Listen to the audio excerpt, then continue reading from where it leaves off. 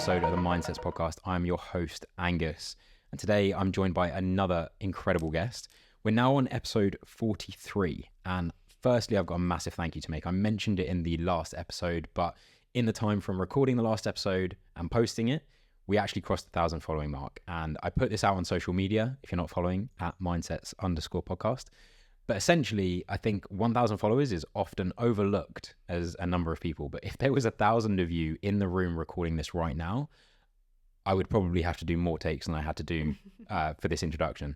Now, without further ado, I don't want to sit and talk on that for too long because I will waffle. I'm going to hand straight over to today's guest, Annabel, to do her introduction before we dive into her journey. Thank you. Hi, Angus. So my name is Annabel Wellington, also known as Annabel Active or the Gluten-Free PT.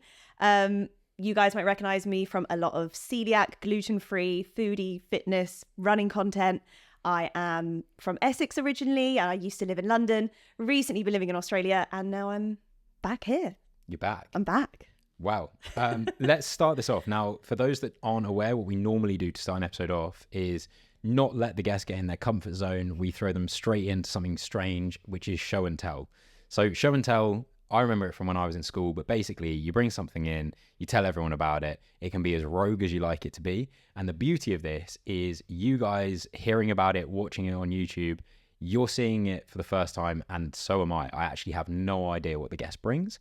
Now, if you are listening, and Annabelle, if you want to get it out, while this is all going on, I will do the best audio description I can in case you're not watching this. I will try. I don't know what we're about to do. How many items am I allowed? Because I panicked and I've got as many as you want. As many as you want. I mean, my gym kit is also in here. That's not part of it. This could be a very long episode. So like, buckle up, everyone. Okay, right. We are going to start, first of all. The amount of rustling coming from this bag is intriguing. Okay, so I'm seeing 3 to 4 things right now. Okay. Yeah.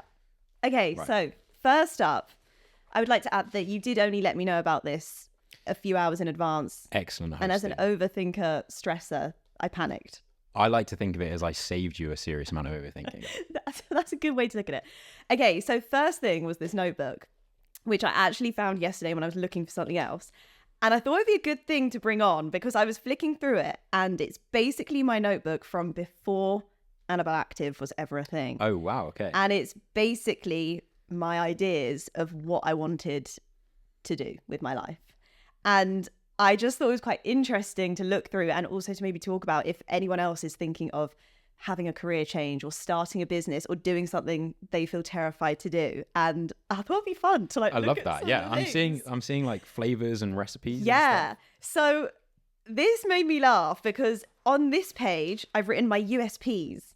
Oh, unique selling points. Go on. What are Annabelle's unique selling points? Well, funny story. I didn't start as a fitness page. I started as a baking page. Okay. Secretly. No, like my face wasn't on Instagram. I just used to post like cakes. Okay. So my USP was always GF. Always gluten-free. Which would make sense. Yeah. Can't eat anything else. So. Yeah. Okay.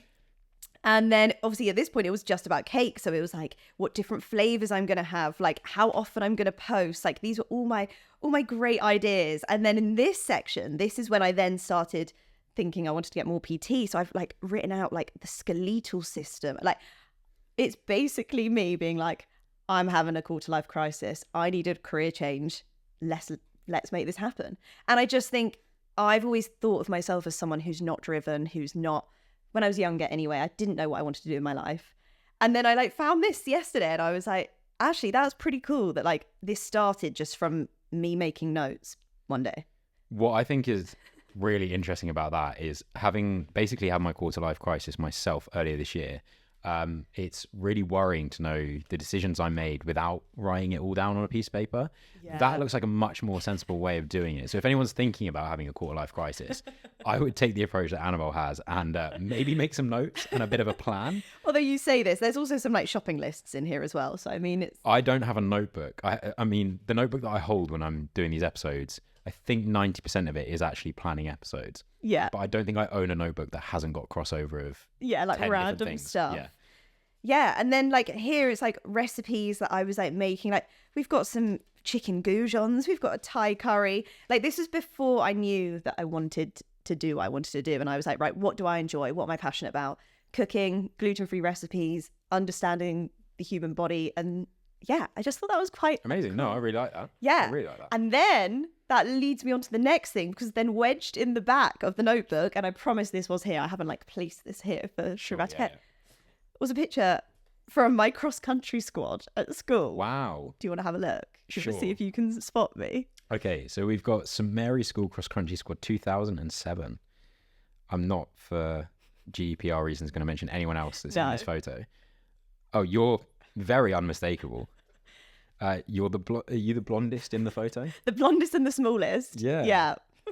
Wow, fair enough. So you've been running for some time then? Well, yeah, and that's also what I was like, okay, that's quite a good link. That worked really well for me. That was in there. That was very... Killed two I mean, birds I'm with still one not stone. entirely sure you didn't place it. No, I promise I didn't. But yeah, I just thought that was quite cool as well. That, I don't know, when you look back and you're like, I obviously run quite a lot now. And one of my friends and I, we always joke, we were like, we were runners before it was cool. Like, we ran before Strava, we ran when you had the wired headphones. And I think it's actually really cool that there's something, now I'm 30, I'm still doing a hobby that I've always loved since I was 10 or however old I was. Yeah, that is actually really cool, because I was not one of those people. So Well, I'm yeah. now like, I'm running because it's cool, not running before it was And you're cool. filming on 0.5 mode. I've got long enough arms, actually. As a tall person, that's the one thing. I can That's keep it on true. one. The You camera probably quality get like stays a out. bird's eye view. Yeah, pretty much. Exactly. The running selfie stick. That's what I'll be. Yeah, 100%. fair. No, awesome. Okay, cool. Anyway, so that's kind of two things. We're just going to go with that. Now, the next thing I have, I want to play a bit of a game. Love that. Okay, here we go. So I've got two items. One is gluten-free. One is not gluten-free. And I am going to get you to taste test them Okay. blindfolded. I didn't bring a blindfold because I thought that'd be a bit weird. Okay. So you can just close. You can That just, would be an interesting you show can and just tell in close- itself. You can just close your eyes, and I Okay. trust you. Okay. And I want you to see if. Oh wait, not yet. I need to open them. Okay. Um, I've just had my eyes closed for like 10 seconds. as you know, you can't look. I just Okay. remembered. I won't. Wait, could be some loud rustling on the camera. ASMR. It's fine. Oh, wow. Okay. Are they supposed to be the same thing, or are they different? Yes. So they're meant to be similar. Okay. So in the celiac world, brands love to be like, this tastes exactly the same. A lot of the time it doesn't. I can imagine. I have actually, shout out EasyJet, not sponsored. There was one gluten-free brownie I had on the way back from a Spanish holiday one time, and it was incredible. I don't know what gluten tastes like, but it tasted like it had gluten in it. So, Yeah, but fair enough. gluten-free brownies that's a whole, we don't want to go down that route Okay. for celiacs. I won't touch that. Okay, so if you close your eyes, Okay. Shall I just hold And my just- hand out and take one, or am I going Yeah. to be able to tell by the feel? okay, no, you'll be fine. So take a bite of that one first. Okay. Also, disclaimer, I did check that Angus has no allergies. I'm not just forcing it to Mm-hmm. eat something. Also, to any future guests, bringing food on is a great idea. Okay, so is this like a penguin bar? I'm not going to say what it is yet. Okay. It's But definitely yes, like, it's a just kind of chocolate like a chocolate biscuit with chocolate coating. Yeah. Okay. Am I taking another one? And now here's option 2. Okay.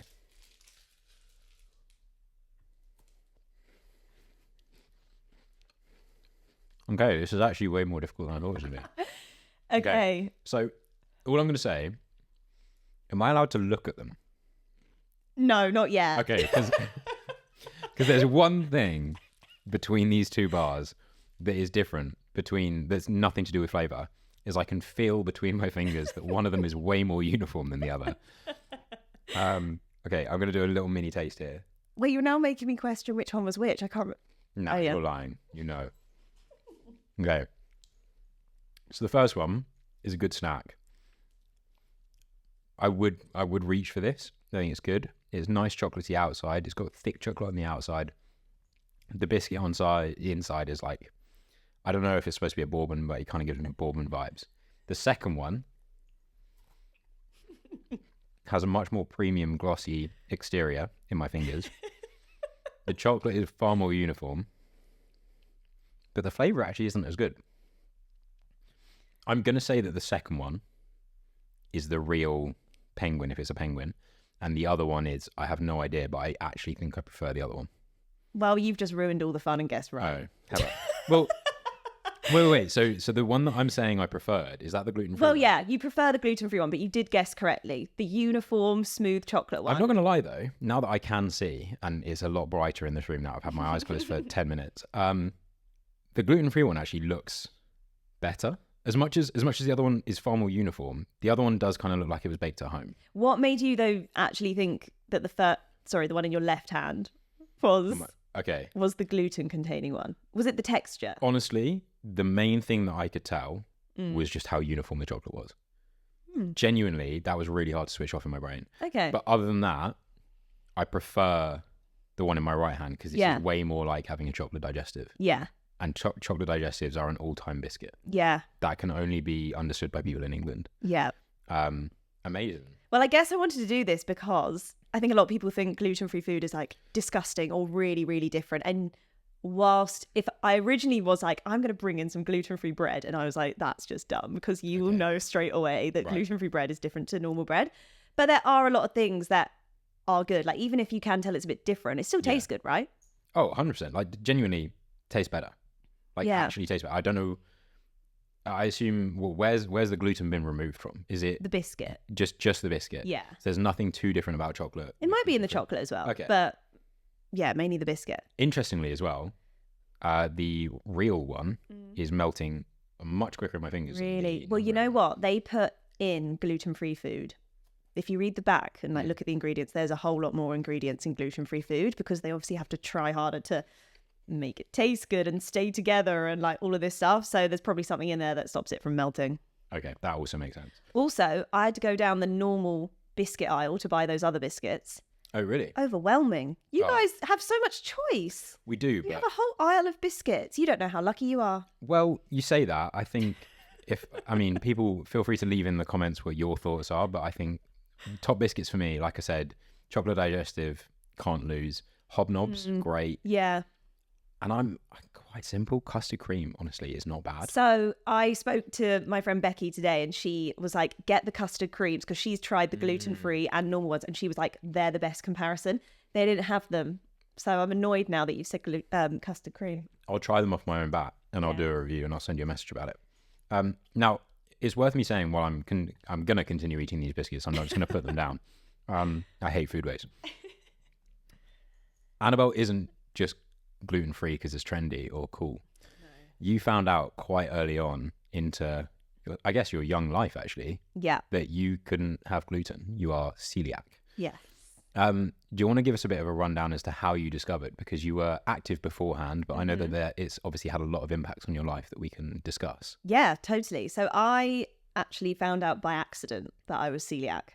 So celiac disease is an autoimmune disease, so it's actually genetic. But no one in my family has it. There's no other kind of autoimmune diseases. So it wasn't like I was getting tested because I was this really ill, sickly child. I was 9 and I basically came home from school one day and was like, Mum, I've got a weird lump on my neck, which obviously, as I now understand being older, no wonder my mum was quite concerned by that. Anyway, so we went to the doctors, did blood tests. Turned out that was just a gland. I'd like had a cold or something. But the blood test came back that I was completely anemic, so had no iron in my body, which kind of made sense because growing up, I was really small and really, really pale. Like, so pale. Obviously, I'm blonde, but like my hair was like white and it matched my skin. Like I was just like this little Casper wafting around. And they said, they were like, well, a key symptom of this thing called celiac disease is anemia. But this was over 20 years ago. Like it was a thing, celiac disease, but my parents had never heard of it. Like it was just not as well known. And obviously, if you are celiac and you're not diagnosed, basically your body isn't absorbing any nutrients. So that would have explained why I was so much smaller. And I'm 5 years older than my brother. And when I was 9, he was like I was nearly the same size as him. And he wasn't like a really big child. I was just a really small child. So then had more tests, had a thing called a biopsy, which is where they like put a camera down your throat.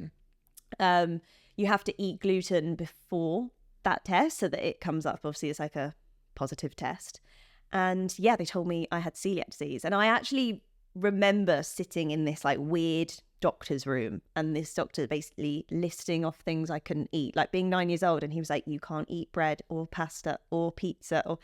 And I remember, I don't really know what I thought then, but I remember getting in the car and crying to my mum. And then the first thing we checked when I got home was if Heinz baked beans had gluten in them, because they were my favourite thing, and they don't. Amazing. So that was kind of how it came out. And then it all made sense. Like, I had always had a really strange relationship with food. Like, as a child, I was really fussy, but even on like basic food that kids enjoy, like pizza and pasta and nuggets, like kid food, I just didn't like anything really. And I guess maybe it was my body's like natural way of being like, you can't eat this. Yeah, you don't actually like this. Yeah. Right, okay. So that was how I found out, which I know everyone has so many different stories about how they got diagnosed with celiac disease, but a lot of the time it is by accident or it is through a misdiagnosis. And, for me, I wasn't like throwing up all the time. I didn't have a dodgy stomach. I just kind of wasn't growing. Yeah, I guess, especially because your parents didn't have a massive understanding of what that was, if it was that widely spread, that's going to have a huge implication on them and what they can feed you. Yeah. And kind of dancing around that, especially in a time where, I mean, it's extremely easy for me now to jump on the internet and find really what I couldn't have. But when you have a child, and usually things that are, especially diseases or even small things, can impact a child so much more than maybe an adult on a one-off occasion. If it was one meal that actually wasn't gluten-free, that's something to be really concerned with as a parent. But also as a kid, you've just had all these things that are like not just some of the nicest food, but the coolest food that you'd have at like your friends' parties or when you go to a friend's house. That's got to have been pretty strange to have taken away from you literally like in the click of a finger. Yeah, and you literally said it there. I remember like parties were a thing that I found really hard. Like, you couldn't have the birthday cake, you couldn't eat the party bag. Like, kids' parties, you'd have like sandwiches and crisps. I couldn't eat anything. And my mum would like send me off with like a little lunchbox. You don't want to sit there with your lunchbox. You want to be doing what your friends are doing. And I think there's so much that went on through my childhood and like teenage years that it's only now that I'm an adult, I'm like, no wonder that had an impact on me. No wonder I felt this way by the time I got to a certain age. Like, there were so many little parts of being diagnosed with celiac disease that affected me later in life. But also what you were saying, like, there was just not as much knowledge about celiac disease. And my mum actually was saying the other day, she remembers calling the Coeliac UK helpline. So ironically, I actually now work part-time for Coeliac UK, as well as doing all my online coaching and PTing. And I said to my mum, I was like, did you ever ring the helpline? And she said, yeah. She was like, one day I didn't know what food you could have. I didn't know what was in things. She was like, I felt so overwhelmed and there was no kind of help out there.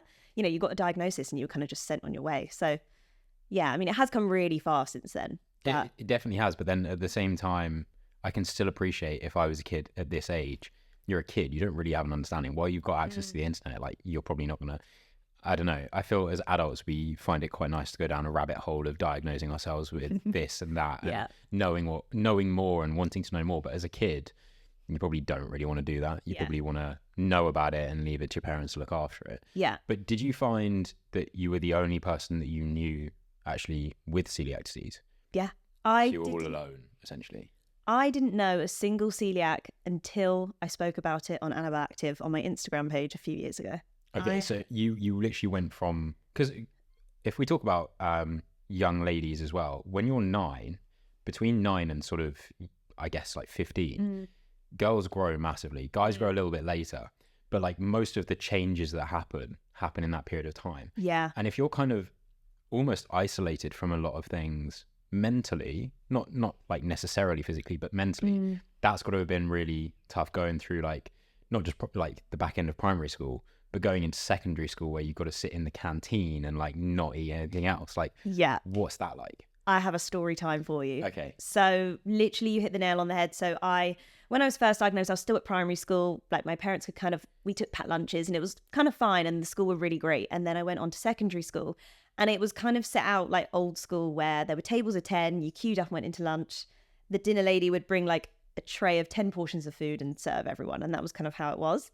And obviously I couldn't eat the school dinners. So my mum requested that they had like the salad bar and a jacket potato that I could have. But I'd go to lunch and there'd be none left. And they'd be like, well, we only do 10 a day and the older kids get first dibs or whatever. My parents were like, well, this isn't ideal. She needs to eat. So then my mum and dad wrote in like letters with like doctor's notes being like, can we have permission for her to have packed lunch? Because that wasn't allowed at my school. Anyway, so that was a huge thing. They finally agreed, but they said in order for me to have a packed lunch, I had to sit by myself because it would make the other kids jealous if I had a lunchbox and they didn't. Bearing in mind my lunchbox was pretty dead, just like some dry gluten-free sandwich, some fruit and like a yogurt or something. So I had to go to the lunchroom and sit on a table of 10 by myself in the corner with my gluten-free lunch, which I obviously already didn't really want to eat. And so I stopped going to lunch. I would then like put my lunch in the bin. And again, my parents caught on pretty quick to what was going on. Wrote to the school again. The school then said I could have one friend sit with me, but I found that stressful because, you know, you had different classes, different sets, your friends want to be all together. And I would wake up with anxiety every day thinking, who am I going to ask to sit with me at lunch? Because so-and-so's got PE and I can't. It consumed me. And so I stopped going to lunch, stopped eating my lunch, and it kind of spiraled from there. And I developed this horrendous relationship with food. And it actually resulted, in the end, I moved schools because of what was happening and they weren't really listening. And I'm sure now it would be so different. You know, so many kids have allergies and, you know, there's so much that goes on, but back then they just couldn't accommodate it. I think the wildest thing about that is almost like, if it's not bad enough that you're sat alone, it's like, cool, pick one friend to pull away from the rest of their friends and let you feel like a burden. Exactly. On that friend. Like, even if I'm trying to think, like, I had some close friends and I wasn't like part of a huge group of friends when I was in secondary school, but if I had to pull one of my friends, I would not want to do the same friend every day. Yeah. But also when they're sat there, I would feel in such an awkward position to make conversation, make it worth their time to sit with me. Yeah. That like lunch would just become like an arduous task. Yeah. So it completely makes sense that you would then just want to skip that whole situation. Yeah. And obviously if the school isn't going to do much to support you with eating, they're definitely not going to care or not notice if you're not eating. Yeah. So in terms of body image, another thing that is hugely, well, it's massively on teenagers' minds, I think, as their bodies change and that sort of thing. But when you're diagnosed at 9 and you're having to think about your food decisions by age 10, which most people aren't really doing until their parents stop making dinner for them. Yeah. That's not got to have been easy either. No. I mean, again, this is one of those things I look back now and I'm like, that's a lot. That's a lot for a 9-year-old to have to read every packet, every ingredient.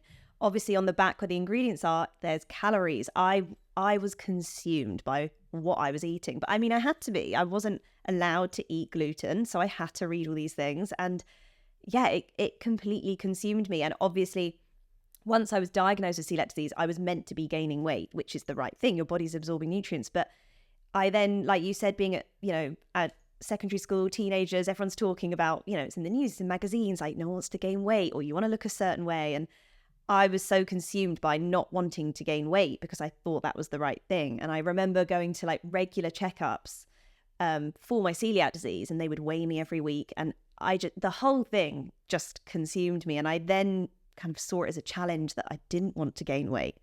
And I would try not have gained weight by the next appointment, and they couldn't understand why I was on this gluten-free diet and not getting healthier. And it just, I look back now and I feel really bad for my parents that must have been such a stressful, hard time for them. But I ultimately was a child. That's a lot to kind of take on and deal with. Yeah, especially when you're trying to learn how to handle things on your own. Yeah. That there is that element where you are left to handle things on your own, and especially again, that point in life, there is a tendency to be a little bit rebellious. Yeah. And unfortunately, some people do turn towards their diet as being the one thing that they can control and is in complete control of themselves. Because a doctor can tell you what to do, your parents can tell you what to do, but unless they're watching you all the time, they have no idea what you're doing.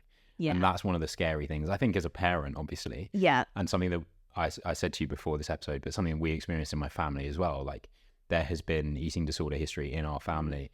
And it comes from the same thing. It's rebelliousness. It's wanting to take control of something that parents aren't in control of. But then in that situation, the main risk is just not eating, not necessarily not eating the right things. Did you at any point just go, fuck this, I'm going to eat what I want?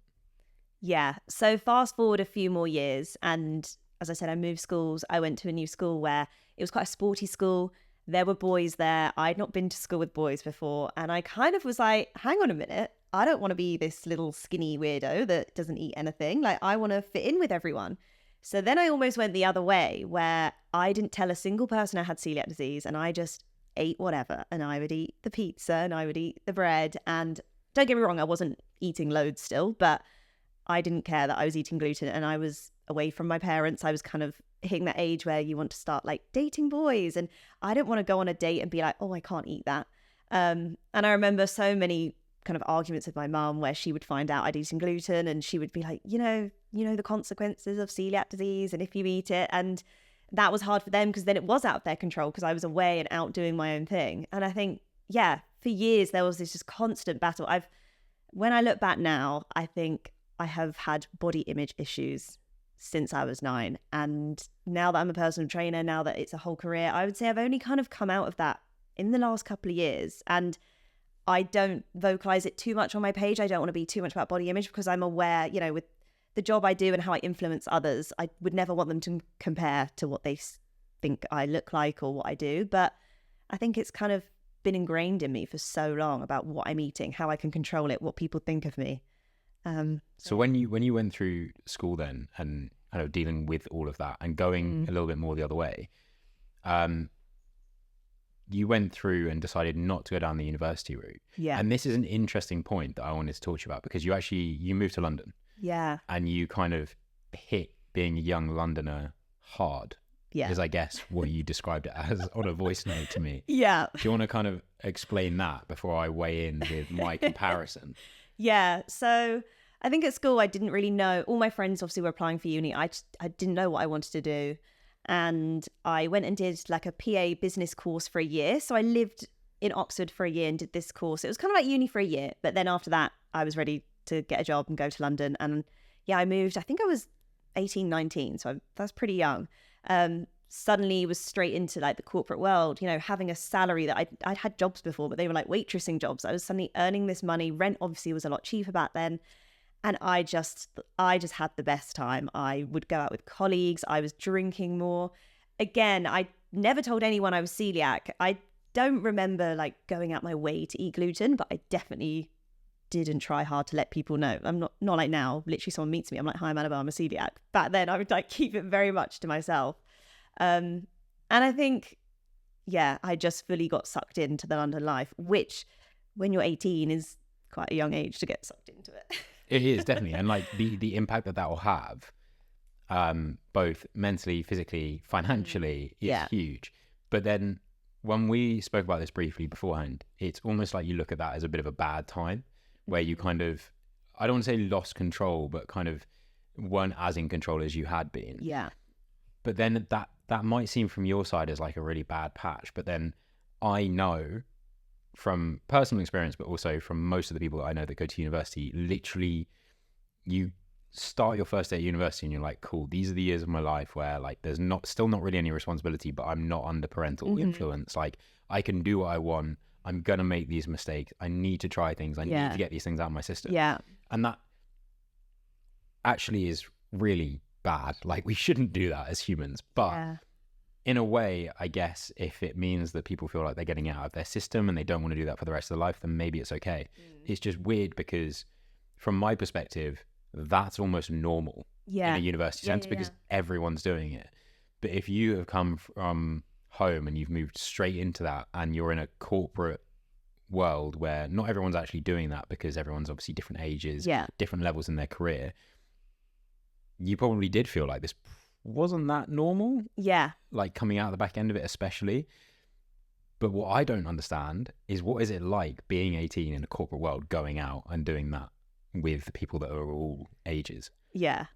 I mean, there's a few stories I could tell and I don't know if they're appropriate to tell on the podcast, but I remember just thinking, this is like what you see in the movies. Like, I can't believe these things happen. And like, I saw a whole side of London that I didn't like. I used to see London as like a nice family day out. I'd come up with my parents. We'd go like to the theatre at Christmas. Like, and then suddenly I was in London, like getting stuck in with all of these people that were, like you said, all different ages from all different areas. And I very much fell into that, like live for the weekend, work hard, play hard. And I think you mentioned earlier, like I was quite active growing up. Like I used to do a lot of ballet and dance and running, and that kind of, as a lot of people do, you know, when you stop school, university, a lot of people drop off their kind of hobbies and things, but that completely stopped. I would only exercise to kind of sweat out the weekend. I would get up on a Monday and like pound on a treadmill just to kind of sweat out the alcohol, and that'd be me done for the week. And I think it kind of changed. I look back and I don't regret it. I had some of the funnest years of my life, but there were a lot of silly decisions made. And from a health perspective, I'm like, oh, probably wasn't looking after myself the best then. Interestingly, you mentioned that you would like just use a treadmill to pound the sweat out of the weekend. But was your main form of fitness in that time just running then? Pretty much. I would never lift a weight in the gym. The weight section was like a no-go zone. If I went to the gym, it was like, yeah, treadmill or cross trainer, or go for a run outside. But now it's like the complete opposite, and you're teaching other people how to use the other equipment. So where was the transition? Was it just one day you were drunk enough that you fell off the treadmill and ended up in the weight section, or was it like what happened? I moved into a house with some friends in Wandsworth, and there was a Virgin Active gym like literally next door. So I signed up again to just pound on the treadmill. And I saw a class going on one morning, and it was like a strength class, and this guy was taking the class, and it was really busy, and I could see him like showing people how to do the exercise, you know, not one of those classes where they just leave you to it and everyone's throwing weights around. Like he was really coaching them. So I thought that looks quite good. Like, and all the girls that were doing it had like really toned arms, and I was like, I want toned arms. So I booked in to go the next day, and then it became a thing, and I absolutely loved his classes. I still speak to him now. His name's Jason, and he kind of just showed me this side of exercise. It was, you know, a 45-minute class lifting some weights, but it wasn't scary. It made me feel good. It wasn't sweating for hours and hours. And then off the back of that, I then started talking to like my friends more about fitness in the gym, and people, you know, as it happens, they start complimenting you and noticing your body change. And then I was talking to one of my friends, Sid, and he started telling me I should like take more protein and have more protein in my diet. And I still have the screenshot on my phone of our chat, and he was like, you should try this protein brand. And I replied and put, nah, don't want to be bulky, which is probably the biggest thing I hear, or like the biggest myth I hear. And we started going to the gym together sometimes, and he would also show me how to use like machines and pick up dumbbells. And it was just kind of building my confidence. And then, like a lot of people, I then just completely caught the fitness bug. I loved how it made me feel. But at this point, I was still very much going out as well. So I kind of almost went the other way, where I was like going out until 3 a.m. and then I'd still get up and do my 7 a.m. gym class. And I was just like burning the candle from both ends. Yeah. Chaotic. Okay. So with fitness, I think it is pretty normal, first of all, for to be fair, a fair few guys, but also some girls, to be hesitant to touch weight because of the idea of being bulky. And for other guys that haven't had that fear when they started and they got straight into the gym, that's almost like a trigger phrase for them, because it's like they've been doing this for 10 years and they're still not bulky. So how on earth is that's going to happen? But it also, I think one of the interesting things is that you started through classes, because this is a bit of a claim, but obviously run clubs have been incredibly trendy recently. But run clubs aren't actually a new thing. Social fitness isn't a new thing. Yeah. It's been going for a very long time. And one of those things is classes. Yeah. So if you're someone that maybe sees running clubs as a cult, don't assume that's the case, 100%. Because it's actually come from somewhere else. Yeah. But also the reason that they had so much success in the same way that fitness classes have so much success is because social fitness is a way nicer way to introduce yourself to begin with, but also to stay consistent with something. Yeah. And what I think is really interesting is you've probably now done quite a few workouts where it's just you on your own in the gym and you've got the confidence from that. But in order to get there, it's a lot less daunting to go with someone 100%. And do something. Yeah. Especially in an area that you have been a bit afraid of, I guess. Now, when it comes to your diet changing as well, you are still a little bit on your own in that sense. Yeah. I feel like at that point in time. So you're trying to increase your protein. You're trying to also stay gluten-free. Yeah. How did you manage that kind of double switch? Yeah. Again, a bit like what I said earlier, like I think my relationship with food and body image has constantly been up and down for as long as I can remember. And it still was at this phase as well. And I still very much had a toxic relationship with food. And there were always patterns, you know, like if, I don't know, I dated a boy and it ended, it would be, oh, it's because I need to focus on my food and nutrition, and then I'd lose some weight again. Or then if I was kind of happy and content, I'd gain more weight because I was like, oh, I'm going out more. And it has always controlled my life. And I guess it always will because I'm a celiac. And it was actually COVID times that I think I finally kind of found that balance and that good relationship with food. And I don't know if that's because we weren't going out more. I wasn't in as many social situations. I had time to kind of be more creative at home and spend time cooking and kind of fall in love with food again, and also understand it. I did so much research on like what was in things, what's good for your gut, and I had that time, I guess, to understand. And start writing in a notebook. And started writing in a notebook. The notebook, like you said earlier, was kind of where things started in terms of what you wanted to do, and you didn't really realize it at the time. But because we said you started off with some recipes and that sort of thing, so were you putting your research into recipes into book form and then started making them and kind of documenting it? Is that kind of how the journey went with COVID? Yeah, basically. And I created an Instagram page. I can't remember what it was called now, but it wasn't Annabel Active. It was something food related. Annabel Baked, something like that. Yeah, I think it was something like that.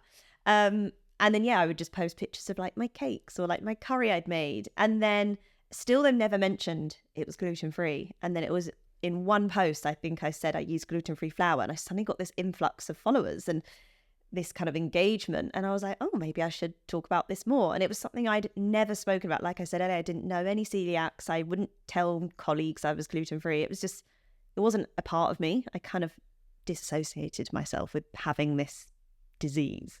Right. Disease sounds so aggressive and intense. Yeah. But it is. And I think that was kind of the turning point. So with that going on, I do actually want to ask a question. I present myself, for those that aren't familiar, I do like to present myself as the village idiot because, if someone else has got the same question out there, I'm going to ask it. Mm-hmm. What would actually happen if you just did eat a completely normal diet now? This is a good question. It's a good question. Cool. The thing is, okay, long-term side effects or long-term effects are the same for everyone with celiac disease. So if I carried on eating gluten every single day, you're at a much higher risk of stomach cancer, infertility, osteoporosis, like quite serious things, because obviously your body just doesn't absorb nutrients. So you are not getting any goodness from anything. So, when I was younger and eating gluten, my mum was like, do you know what's going to happen to you? And they're just words to you when you're younger. And now that I'm older, I'm like, yeah, that's some pretty serious stuff. Short-term effects, if you serve me a plate of bread right now, for me personally, I would probably eat it and be okay, which a lot of celiac, everyone's different. Everyone reacts differently. Some people might literally eat a tiny crumb and they would be throwing up. They'd be in bed for 3 days. They'd have like brain fog. They'd be so unwell. For me personally, I can tell when I've eaten it if I eat it by accident. I feel just like lethargic and gross is the only way I can describe it. Like I'm like, I can't bother to do anything. And then I'm sometimes like, wait, what did I eat yesterday? So in a way, it's good that I don't have these awful effects instantly, but then that sometimes makes it harder. And that's definitely why I rebelled when I was younger, because I was like, I can eat this bread and I'm fine. Even though I look back at pictures and I'm like, I looked unhealthy. I felt rubbish. Do you think part of that though is because it was discovered so early? Whereas if it hadn't been discovered, would you possibly have worse reactions? Yeah, I don't know. And that's a really good question. I'm actually not sure. But from when I speak to my clients or other followers that have celiac disease, a lot of people that have been diagnosed more recently seem to have, they're like, oh, I was getting so ill every day. I was bed, but like they've had really quite traumatic times, and their diagnosis was such a horrible process. Whereas I didn't really have any symptoms. One of the things that might, I guess, from a third person perspective, play into the fact that you were able to transition from, I guess, doing some nice baking videos into people wanting to know a little bit more about your journey is that it's very difficult when you are a young person that gets diagnosed with something. And I would still say that like where we're at in our life right now, we're still young. I like to think that that is the case. So I often worry I'm old. Absolutely not. Just don't. But essentially, if we still think that we're young and we're looking for people that have got a similar situation, like if I was diagnosed tomorrow, I'd probably look for someone that was my age that is going through the same thing. I'd then message you because I'd be like, great, you seem to know what you're talking about. The difference being is that you're coming at this with 20 years experience. You're not coming at this as someone that discovered they were last year and is actually still figuring it out themselves. And that is probably something that people are quite interested in. Yeah. And people have got questions. Now, that's where the next section of the podcast comes in. Smoothest transition ever. That was smooth. So, sorry, I've got some penguin or fake penguin on my notebook. Did that spit out your mouth? I hope not. I hope it was just, I'm actually covered in crumbs because obviously when you're eating with your eyes closed. And also it's a gluten-free biscuit. You're going to have crumbs everywhere. Oh, I didn't know that. I mean, it wasn't that dry.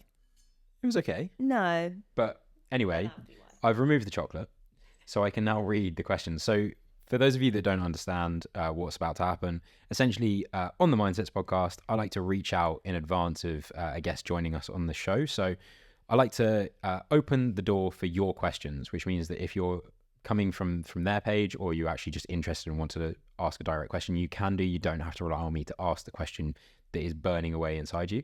It also saves me the job of asking some like good questions. You guys are just doing the homework for me, so thank you.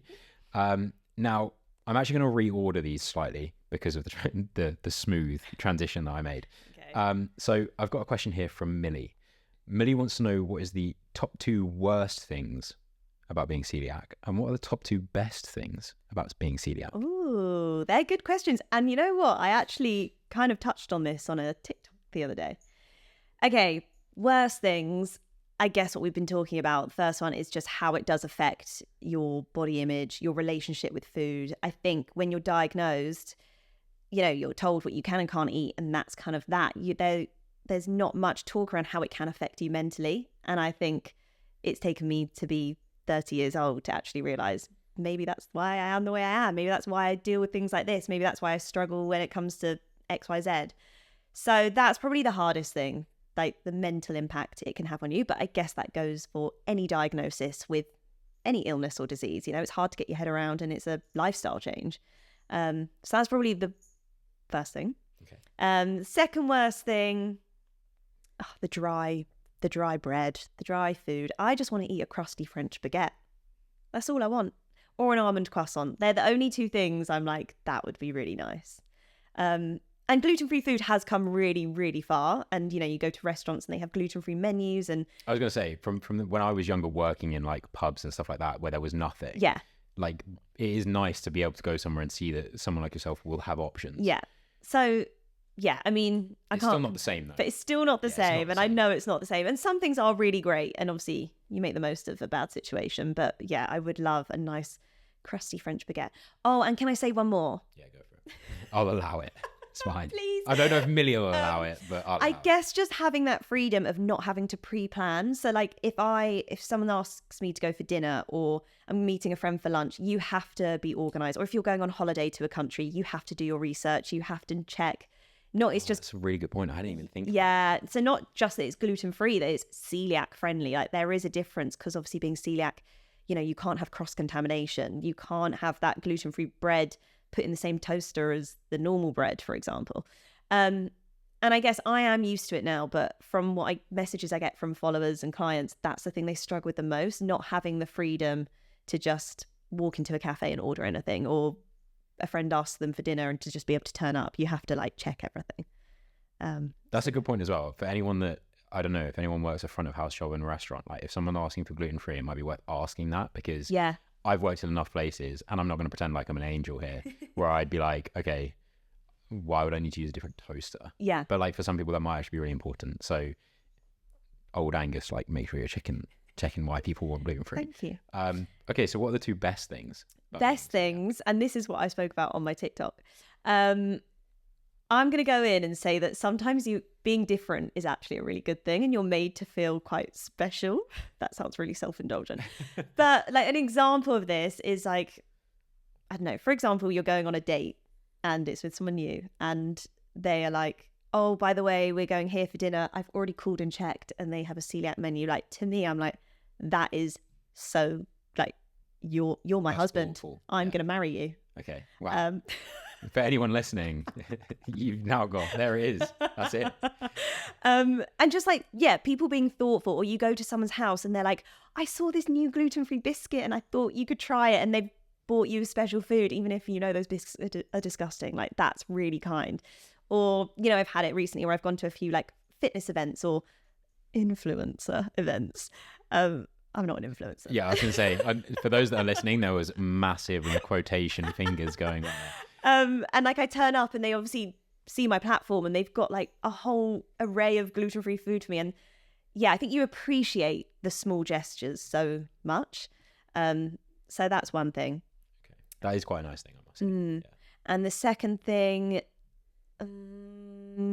sometimes your food comes first in a restaurant, and that's good if you're hungry. Oh, that's such a good point. Yeah, but sometimes it comes so early that then you've finished and then it's awkward. And then you're sat there eating and everyone's waiting. Also, wait, I thought of one more bad thing. I'm not portraying this very well. This isn't a very balanced thing, but go on, give us another bad thing. Just for those that aren't are more aware. The expense. Gluten-free food is true. Really expensive. That is true. And yeah, even from, I'm thinking about walking down some of the supermarket aisles, like everything that's gluten-free is made to look so premium as well. Yeah. Almost to like justify the price that they're Well, when I charge. bought those biscuits for us, the gluten-free ones were double the price of yours, and they're the same. We might make it business expense. We'll discuss it afterwards. But yeah, okay, anyway. they're all fair, and they're like, a few of those things I genuinely hadn't considered before. So I think that's good for anyone that didn't know. Yeah. And also for your future husband, sorted. So the next question then. I was going to say something, but I'm not. Okay, let's hold it there. The next thing, kind of moving on from that then, is from Jemima. This is a really good question, and I'm tempted to make part of this question a permanent part of the podcast. Ooh. What would be your death row meal and your death row workout? Ooh. If you could only do one like workout or form of exercise, the last one, what would it be? So for both. Okay, I'm laughing because my sister, when I went and stayed with her, she asked me what my death row meal was, and I got so overwhelmed by the question it took me like 4 days to answer. Okay, I'm hoping we can just reuse the answer. I can't remember what I said. Oh, okay. Okay, death row workout, I can answer straight away. Yeah. It would be some kind of, and I'm going to throw this word out, but some kind of hybrid style training, like a high rock style workout, for example. It has to involve some kind of running. I want my heart rate getting up. I want to throw around some dumbbells. I want to do some burpees. I want to just That is rogue. run and jump around. Most people don't want to do burpees at the best of times. I like jumping. Okay. I don't want a heavy dumbbell or a heavy barbell. I want to just like burn energy. Okay. Cool. I like that. And I also, it needs to be high rocks because I need some running in there as well. Sure. That makes sense. So then what are you going to fuel yourself with pre or post? just one meal, not breakfast, lunch, and dinner. Just one plate of food. I feel like my answer is going to be really weird, but I know what I want to say. I'm going to get judged. Okay, go for it. You know, earlier I said when I was first diagnosed with celiac disease, the first food I checked was baked beans. I think it's got to be a big cheesy beanie jacket potato with a side of salad. I'm cringing that I even admitted that live on air. I'm gonna go ahead and say that's possibly the most boring last meal I've ever heard. However, it's celiac safe. I'll let you save me it. up. Have you seen those people on TikTok? Those guys that are like the Spud Man or whatever his name is. Right. If it was one of those, I'll allow it. Yeah, no, I'm not just talking some like crappy little potato you've put in your air fryer. Can I ask you a question? Well, this is really important. People, I'm hoping, are thinking about this. The beans that you put on the jacket potato, are they Heinz? Yeah. They're not. What's the other one? Branston. They're Heinz, and they're cooked in a pan, low and slow, and they get all like gloopy. Branston beans are better. Are they? I don't know if they're gluten free. Maybe I need to check. Oh shit! I didn't think about that. Okay. Also, a side of broccoli Tender stem with the beans. No. Oh, what is going on? Just like boiled and tender stem soggy. broccoli is a gift from the gods. It's incredible. If I was given tender stem as a kid, I wouldn't have complained. Amazing vegetable. If you're not having it, you're wrong. I'm going to go home and overthink my answer. You should, to a degree. Yeah, but it's good because I'll allow carby it 'cause it's jacket. different. Yeah, carby jacket potato to fuel me for my workout. Protein from the beans. Got some micronutrients from the salad, and also it's my favorite comfort dinner. And whenever I'm sad, I eat a jacket potato. Okay, so the way to Annabelle's heart is a jacket potato and a penguin. Cool. So this is I'm a low maintenance girl. What can I say? the next question then is why on earth would you leave such delightful cuisine and go off to Australia? And then also attach that question. This is kind of questions that have come from a few people. So it's almost two questions in one again. Was there a lot of Australia questions? There was a few, but the main theme was, why did you go to Australia and why did you come back? Because a lot of people are going to Australia on social media and just like staying. Yeah. So why did you go? Why did you come back? I went because, I'll be honest, I was completely lost and quite depressed, to be completely honest, changing the tone of the podcast. But I just felt like I had no other choice than to run away. My sister does live there, which helps. And she's married to an Australian guy, so they have their whole life there. So that obviously helped my decision. I just felt like I didn't know what else to do. I literally was like, I can't carry on living like this, so I need to just run away. So the decision was quite quick. I didn't even properly pack up my flat. I just kind of got up and went, which is weird. Quick decision. Well, I like the sort of spontaneity of it. Yeah, but I'm not a spontaneous girl, so it was really bizarre. But it was the best thing I did. It was the absolute best thing I did. So what was your plan? Because by this point, were you a personal trainer? Did you just plan to go over there and coach? Yeah, so I was obviously still coaching in the studios in London, but I obviously do online coaching as well. So I was like, right, I'll go on my working holiday visa. I DM'd an F45 studio that was like near to where my sister lived, asked if they were looking for coaches. They were. So I was like, great, I can do that as a way to kind of meet people as well. I've still got online coaching. Like, my clients are all so understanding, and obviously there's a time difference and stuff. But also I kind of wanted to take a bit of a step back, not from working. Obviously I needed to work, but when I was in London, I just got so caught up in the rat race. And I'm sure a lot of other PTs and people listening know that, you know, you're getting up at ridiculous times. It's tiring, when I was trying to just keep going and going whilst feeling the way I was. And I actually needed to just kind of have a bit of a downtime. Yeah. So, yeah. Okay. So found yourself in Australia. You were coaching over there. Yeah. It looks, I guess, from everything that I see of people that run away to Australia, like you're living the dream. But you are back. I am. So what was that? What kind of triggered the return? I kind of went with no plan. I didn't know how long I was going for. I didn't know when I was coming back. I didn't know if I was coming back. But I had 3 very good friends' weddings this summer. And so it was always playing on my mind, like, do I come back for the weddings? Do I come back and go back again? And then I had my heart set on, I'd come back in June, go to the weddings, have the summer in the UK, kind of sort out all the things I'd left when I ran away, and then go back again in September. But here we are. It's October. And I think I realised that, well, I basically came back and realised you actually can't run away from your problems. And I came back and everything I ran away from essentially was still here, and I hadn't really dealt with it. Yes, I'd been sitting on a beach and thinking I was living my best life, but actually I still had things to sort out. So I decided to not rush back, and I kind of had difficult conversations with my family, and they were like, you know, we think you need to do some work on yourself before you move to the other side of the world. And that's kind of what I've spent the last few months doing, and I'm here. Yeah? Going okay? You're like, is everything fine? Yeah. Yeah. No, it's good. Things are good, and I'm happy I'm here now, and I miss my friends so much. I miss my family, and you know, there's been loads of good experiences, and Australia's a country. It's always going to be there. I was going to say, is it out of the question for future now, or is it no, still something you'd like to potentially explore? Not at all. It's definitely, you know, it's always going to be something that's there. And obviously I've got family that live there, so that changes things as well. But right now I'm pretty content, and I feel like that's the first time in a long time I've felt like that. So I'm like, I don't feel like the need to run away and rush to change that yet. That's good. So based on the fact that you are feeling content at the moment, the next part that we do in the podcast is 3 pieces of advice for a younger version of yourself.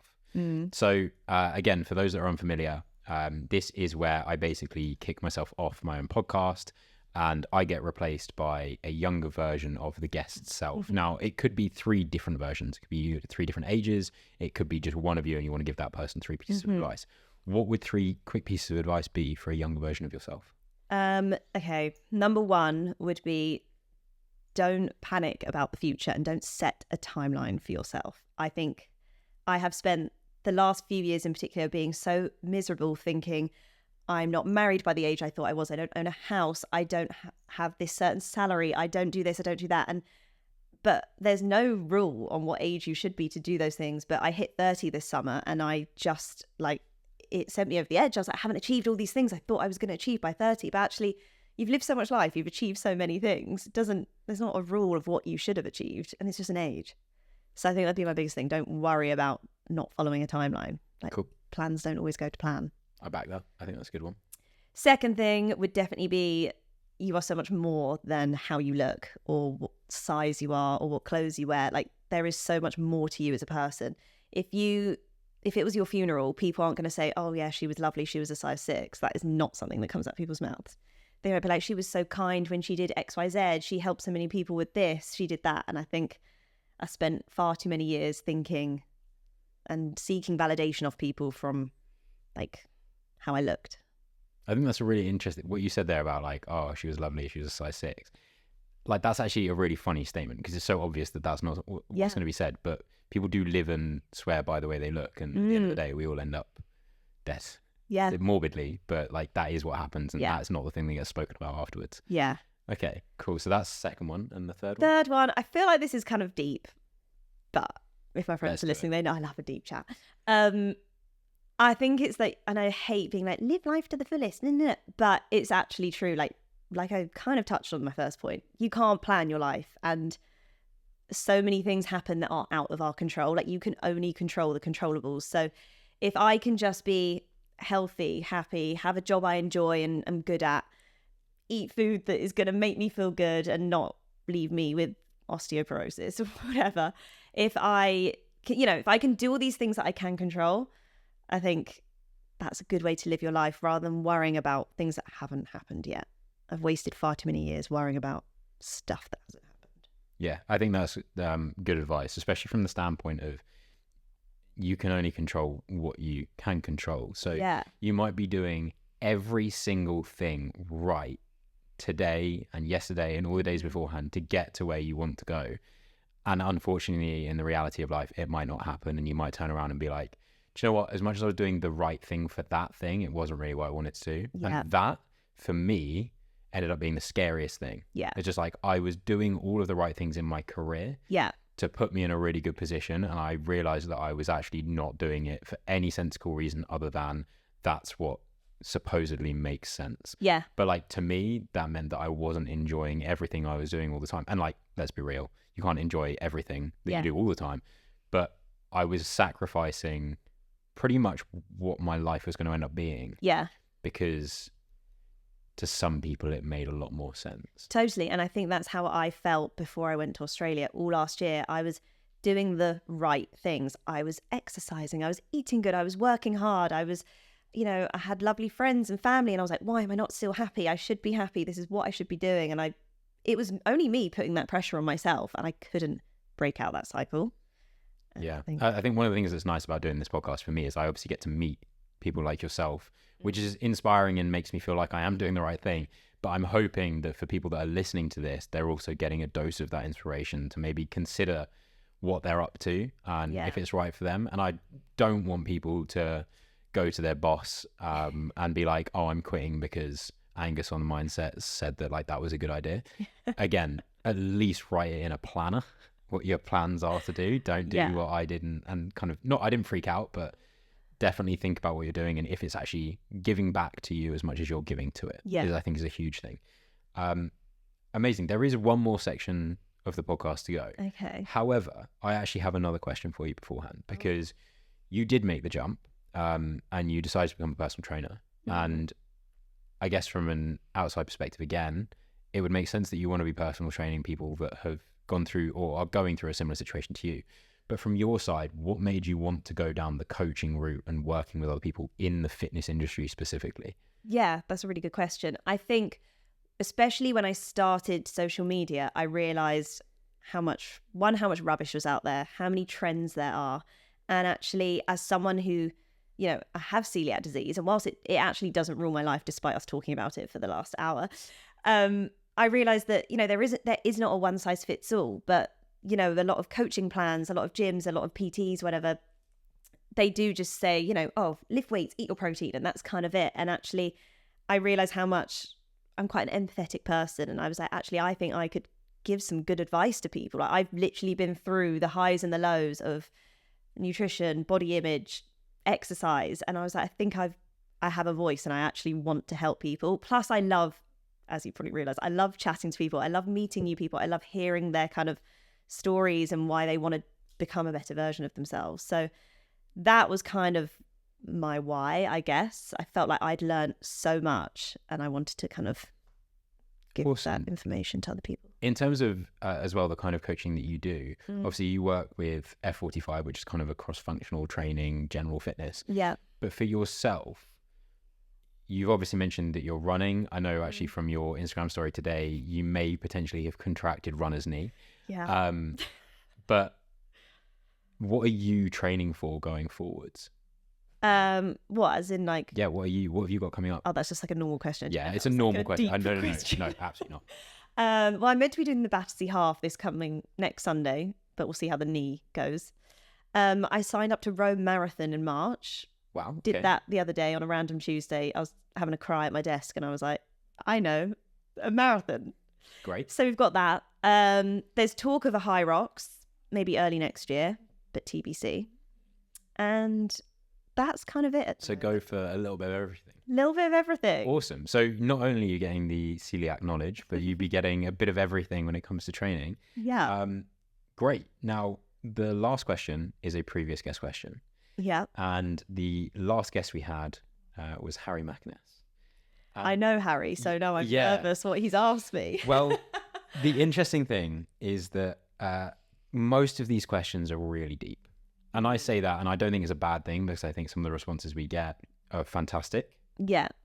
However, we have had some excellent questions that are less deep. Yeah. So this question from Harry is one of those. Okay. If you had to fight for your own survival, would you take on 1 horse-sized duck or 10 duck-sized horses? And the important thing is that to back up whatever you pick, what is the strategy? Wait, I need to get my head around this. 1 horse-sized duck. So 1 giant duck. Huge duck. 1 giant duck, or what, 10 little mini horses? Yeah. How many are we talking? Duck-sized. Okay, that's quite cute, isn't it? I can answer that straight away. I'm going for the mini horses, the 10 horses. And what's the strategy? Okay, my strategy is... We've already clarified, by the way, in the last episode, the RSPCA is going to have no interest in this whatsoever. I get very overwhelmed. I'm one of those people, I can't deal with like a big thing thrown to me. So if I just have that giant duck, I'm probably just going to cry and get crushed by a duck. Whereas if there's all these little horses running around, I can kind of tackle them one at a time. Okay, but like tackle them one at a time in what way? Are we just throwing kicks about? Well, like, that's kind of what I was You can't just claim that like, oh, I'm just going to take them down one at a time. You could also have just turned around and claim, oh, I'll just take the big duck down. Yeah, I haven't really thought that through. I was kind of thinking of just like kicking them down, but that's quite mean. I don't know if I could kick little mini horses. I think you've taken the right option. I think I'd just get like a trap and then try lure them all in with some hay. And because they're small, done. That's done. it. Yeah, you can't really do the same with a big duck. But at least you could like, bread. yeah, and also at least you could like round them up one at a time, and like I can just tackle it one piece at a time rather than have that one giant duck. What do you do with a giant duck? Rogue spin-off question. If you were feeding the ducks, would you use gluten-free bread? Yeah. Damn. I put Those some celiac ducks. I put some gluten-free crusts on the bird table at home the other day, and they didn't get eaten. Oh my gosh! If that doesn't say everything. My dad was like, "I don't think they like your crusts." So I was like, "Oh." Oh, that's really sad. Okay, now obviously to be a good host, I need to fire a question at the next guest. So it can be as silly or as deep as you would like it to be. What would you like to ask the next guest, knowing absolutely nothing about who they are? I am going to ask them. I don't like the question, where do you see yourself in 5 years? I find that overwhelming. It's an interesting interview question. It is as far as it goes. Yeah, it is. And I get why people ask it, but personally, I don't like it. So rather than where do you see yourself in 5 years, what's the biggest thing you've learned about yourself in the last 5 years? Ooh, okay, cool. Yeah, I like that. Yeah. Now, that's going to be interesting because I know who the next guest is. And I'm actually recording with them tomorrow. Oh, nice. So we will run that by them and we will see the response. So if you're interested and you're listening to know what that response is, then you obviously need to come back for the next episode. You can find the Mindsets podcast at mindsets_podcast on socials. You've clearly done a fantastic job of finding it today because you're listening. But Annabel, where can people find you, especially to just see more of you or actually get coached by you? Wait, is this where I talk about my social media handles? I mean, you don't have to, but it might help. Yeah, so on Instagram, I'm just Annabel Active, and same on TikTok. I feel like TikTok's the place to be at the moment. I really like TikTok. So fair enough. Okay. But yeah, any questions? I'm pretty good at replying to messages. Sometimes they'll just take a couple of working days. I think that's understandable. Don't worry. Well, there you go, guys. Like, definitely go and show Annabel some support. She's doing things, I believe, the right way, and you might actually get some direct advice back from her. Obviously, do give her a few working days, maybe a week. But likewise, if you're new to the podcast and you want to reach out, please do reach out to the podcast. Everything for Annabel will be tagged in the post anyway. So yeah, I want to say a massive thank you, Annabel, for joining, and a massive thank you for you guys for listening in. I look forward to seeing you all in the next episode. Thank you for having me. I don't know how great. I don't know if I should say anything or